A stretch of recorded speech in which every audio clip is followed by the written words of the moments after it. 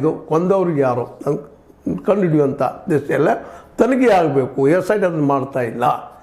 SIT ಕೇವಲ ದಿಶಾಬಲ್ ಮಾಡ್ತಾ ಇದೆ. ಸರ್ಕಾರ ಹೇಳಿದಂಗೆ ಕೇಳ್ತಾ ಇದೀನೋ, ಮತ್ತೆ ಹೇಳಿದಂಗೆ ಕೇಳ್ತಾ ಇದ್ದೀನೋ, ಇನ್ನಾರು ಹೇಳಿದಂಗೆ ಕೇಳ್ತಾ ಇದೆಯೋ ಅನ್ನುವಂಥ ಪ್ರಶ್ನೆಯನ್ನು ಮಾಡ್ತಾ ಇದ್ದಾರೆ. ಯಾಕಂದರೆ ಬುರುಡೆ ಒಂದು ಕೇಸ್ ಇಟ್ಟುಕೊಂಡು ಇದರ ಕೇಸೇ ಬುರುಡೆ ಅನ್ನುವಾಗ ದಾರಿ ತಪ್ಪಿಸುವಂಥ ಕೆಲಸವನ್ನು ಮಾಡ್ತಾ ಇದ್ದಾರೆ. ಇರ್ಬೋದು ಸುಳ್ಳು ಹೇಳಿದಾರೆ ಅಂತ ಅಂದ್ಕೊಳ್ಳೋಣ ನಾವು. ಆದರೆ ಅಲ್ಲಿ ಶವಗಳು ಸಿಕ್ಕಿಲ್ವಾ, ಅಲ್ಲಿ ಮೂಳೆಗಳು ಸಿಕ್ಕಿಲ್ವಾ, ಅಲ್ಲಿ ಅಸ್ಥಿಪಂಜರಗಳು ಸಿಕ್ಕಿಲ್ವಾ, ಸಣ್ಣ ಮಕ್ಕಳ ಅಸ್ಥಿಪಂಜರ ಸಿಕ್ಕಿಲ್ವಾ, ಯುವತಿಯರ ಅಸ್ಥಿಪಂಜರ ಸಿಕ್ಕಿಲ್ವಾ, ಎಲ್ಲ ಏನು ಸಿಕ್ಕಿಲ್ವ? ಎಲ್ಲ ಸೌಜನ್ಯ ಹತ್ಯೆ ಆಗಿದ್ದು, ಅವಳ ಮೇಲೆ ದಾಳಿ ಆಗಿದ್ದು ಅದು ಸಿಕ್ಕಿಲ್ವಾ, ಅದಿಲ್ವಾ? ಅದ್ರ ಜೊತೆಗೆ ನಮ್ಮ ಪದ್ಮಲತಾ ಆಗಿರ್ಬೋದು, ವೇದವಲ್ಲಿ ಆಗಿರ್ಬೋದು, ಅವರ ಸತ್ತು ಹೋದಂಥದ್ದು, ಕೊಲೆ ಆದಂಥದ್ದು ಸಿಕ್ಕಿಲ್ವಾ?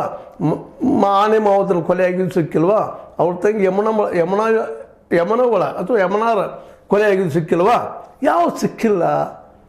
ಇವೆಲ್ಲನೂ ಮುಚ್ಚಿ ಹಾಕುವಂಥ ಕೆಲಸವನ್ನು ಈ SIT ಮತ್ತು DKC ಪ್ರಣೀತ ಸರ್ಕಾರ ಇದರಲ್ಲಿ ಸಿದ್ದರಾಮಯ್ಯ ಹಸ್ತದನೋ ಇಲ್ವೋ, ಆದರೂ ಈ ಒಂದು ತನಿಖೆ ಮಾಡೋದಕ್ಕೆ ಆಶ್ರಯ ನೀಡುವಂಥದ್ದು ನಾವು ಮರೆಯಲಿಕ್ಕೆ ಆಗೋದಿಲ್ಲ.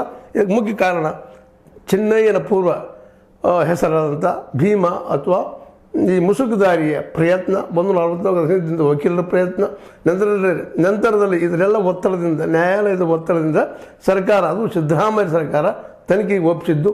ಅದರಲ್ಲಿ 2 ದಶಕಗಳ ತನಿಖೆಯನ್ನು ಮಾಡಬೇಕಂತ ಹೇಳಿದ್ರು ಸಹ ಕೇವಲ SIT ಇದನ್ನು ಮಾಡಿದ್ದೇನಪ್ಪ ಅಂತಂದ್ರೆ ಚಿನ್ನಯ್ಯನಾಗಿ ಮಾಡಿ ಅವನಿಂದ ಮತ್ತೊಂದು ಹೇಳಿಕೆಯನ್ನು ಪಡ್ಕೊಂಡು ಇಡೀ ಕೇಸನ್ನು ತಿರುವುಮುರು ಮಾಡುವಂಥ ಕೆಲಸ ಮಾಡಿದ್ದು ಈಗ ನಡೆದಂಥ ವಾಸ್ತವದ ಘಟನೆಗಳು.